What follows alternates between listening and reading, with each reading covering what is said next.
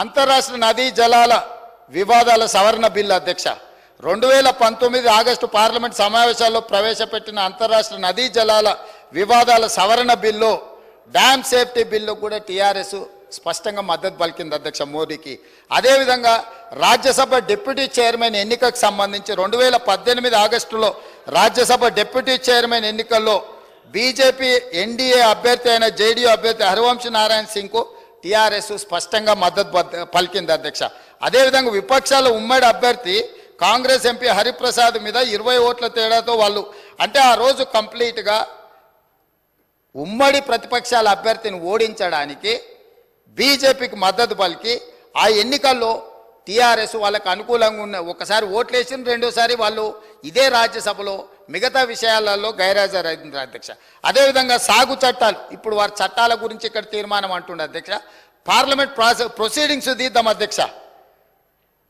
2020 December 27 నాడు ప్రగతి భవన్లో నిర్వహించిన ఉన్నత స్థాయి సమీక్షా సమావేశంలో కేంద్రం తీసుకొచ్చిన సాగు చట్టాలను కేసీఆర్ గారు స్వాగతించిండ్రు.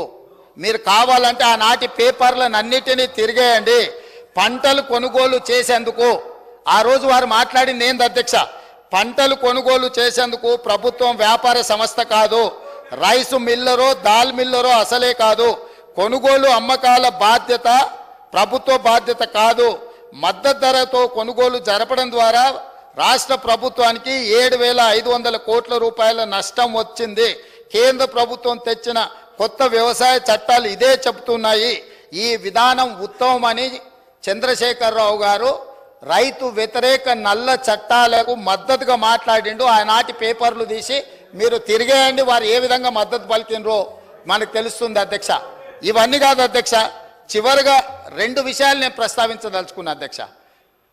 2016 ఆగస్టు 7 మిషన్ భగీరథ ప్రారంభోత్సవం కోసం మెదక్ జిల్లా కోమటిబండకు ప్రధానమంత్రి గారు వచ్చారు. అక్కడ ఏం మాట్లాడిండు అధ్యక్ష మన రాష్ట్ర ముఖ్యమంత్రి గారు, ఆనాటి ముఖ్యమంత్రి? మీరు ఒక్కసారి రికార్డులు తిరిగేయండి. నేను తెలుగులో సింపుల్గా చెప్పదలుచుకున్నా అధ్యక్ష. సభా సమయం అత్యంత కీలకమైన అంశాల మీద చర్చించాల్సిన అవసరం ఉంది కాబట్టి ఇప్పుడు నేను బాధ్యత గల తెలంగాణ ముఖ్యమంత్రిని, మాకు కేంద్రం నుంచి 50,000 కోట్లు కావాలి, 1,00,000 కోట్లు కావాలని కోరబోము. మాకు మీ ప్రేమ మీ ఆశీర్వాదం ఉంటే చాలు. హమ్కు కుచ్ భీ నహీ చాహియే, ఆప్కా ప్యార్ చాహియే అని ఆయన ప్రేమలో మునిగి తేలి తెలంగాణ నిండా ముంచి తెలంగాణకు 50,000 కోట్లు 1,00,000 కోట్లు వద్దే వద్దు అని స్పష్టంగా వేదిక మీద కోట్లాది ప్రజల ముందు మాట్లాడి నరేంద్ర మోడీ గారికి ప్రధానమంత్రికి మా తెలంగాణకు నిధులే వద్దు, నువ్వు నన్ను ప్రేమిస్తే చాలు, నీ ప్రేమలో మేము అమరులం అయిపోతాము, తెలంగాణ ప్రజల్ని ముంచేస్తామని మాట్లాడిన చంద్రశేఖరరావు గారి పార్టీ ఈరోజు చంద్రశేఖరరావు గారు సభలోకి రాక తెలంగాణ ప్రజల యొక్క హక్కులను కాలరాసి తెలంగాణ ప్రజల ఆత్మగౌరవాన్ని మోడీ గారికి తాకట్టు పెట్టి ఈరోజు వాళ్ళు వచ్చి కాంగ్రెస్ పార్టీ అన్యాయం చేసిందని, కాంగ్రెస్ పార్టీ కొట్లాడతలేదని ఇవాళ ఉదయం 11 గంటల నుంచి పార్లమెంటు మెట్ల మీద తెలంగాణకు ఇవ్వని నిధుల మీద రాని అనుమతుల మీద రాహుల్ గాంధీ, సోనియా గాంధీ గారు, మల్లికార్జున్ ఖర్గే గారు మా ఎంపీలతో నాడు దీక్ష చేస్తుండు. నీ రాజ్యసభ ఎంపీలు ఎక్కడున్నారో ఒకసారి లెక్క పెట్టుకో.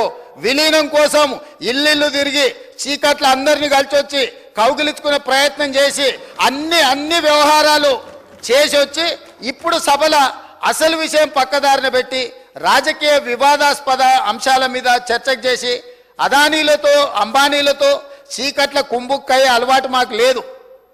కాంగ్రెస్ పార్టీ ఆల్రెడీ మా మంత్రి గారు చెప్పారు, విద్యుత్ విధానం మీద ఇప్పటివరకు 10 ఏళ్ల పాలసీనే లేదు అధ్యక్ష. తెలంగాణకు విద్యుత్ పాలసీని తీసుకొచ్చి స్పష్టంగా తెలంగాణ రాష్ట్రం ఏ విధంగా విద్యుత్ పాలసీని తీసుకురాబోతుందో ఈ సభలోనే చర్చ పెట్టమని స్పష్టంగా చెప్పినాం అధ్యక్ష.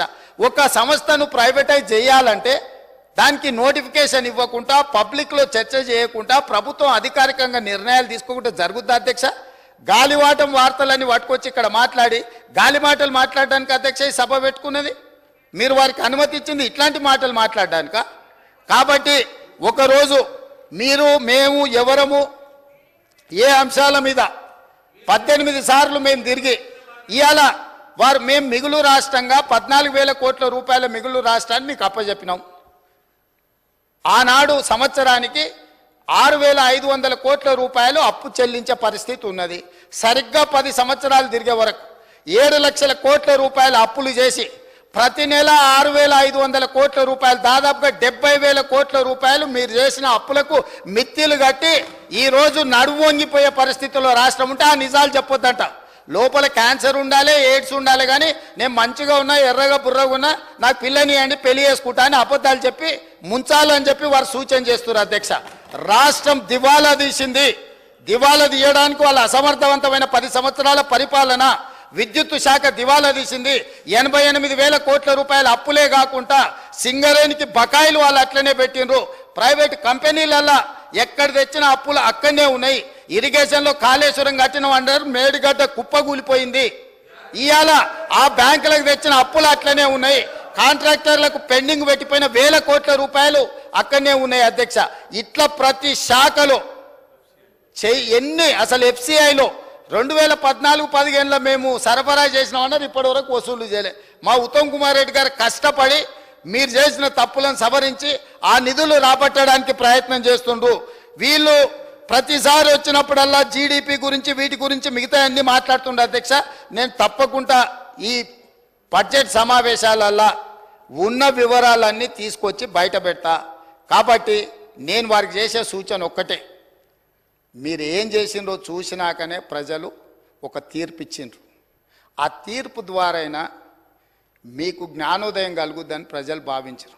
ఇంకా అదే అహంకారము, అదే అహంభావము, అవే చులకన మాటలు, ఎదురుగుండే వాళ్ళని కించపరిచే విధంగా మాట్లాడడం, ఈ వ్యవహారం మానుకోండి. అసెంబ్లీ ఎన్నికలలో 39 సీట్లలో మీకు మెజారిటీ ఇచ్చిండ్రు. పార్లమెంట్కి వచ్చేవరకల్లా 3 సీట్లకు పడిపోయింది.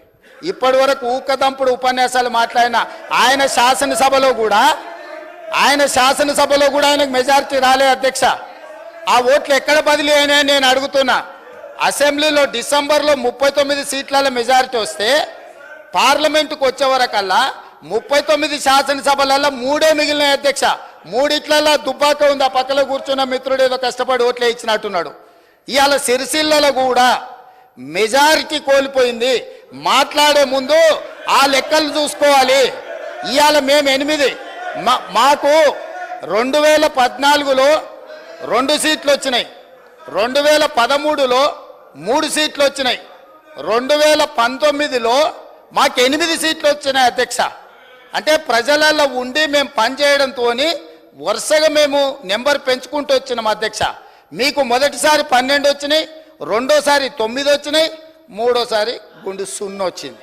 గుండు 0 వచ్చినాక కూడా బుద్ధి మారకపోతే ఎట్లా? అధ్యక్ష, ఇప్పటికైనా విధానాన్ని మార్చుకోండి. తెలంగాణ ప్రజలకు క్షమాపణ చెప్పండి. మీరు చేసిన దోపిడీ, మీరు చేసిన తప్పుడు విధానాల వల్ల ప్రజలు మిమ్మల్ని శిక్షించిండ్రు. దాని నుంచైనా మీరు గుణపాఠం నేర్చుకొని పద్ధతి మార్చుకొని తెలంగాణ ప్రజల యొక్క హక్కుల కోసం ముందుకు రావాల్సిందిగా వారికి సూచన చేస్తున్నా. అధ్యక్ష.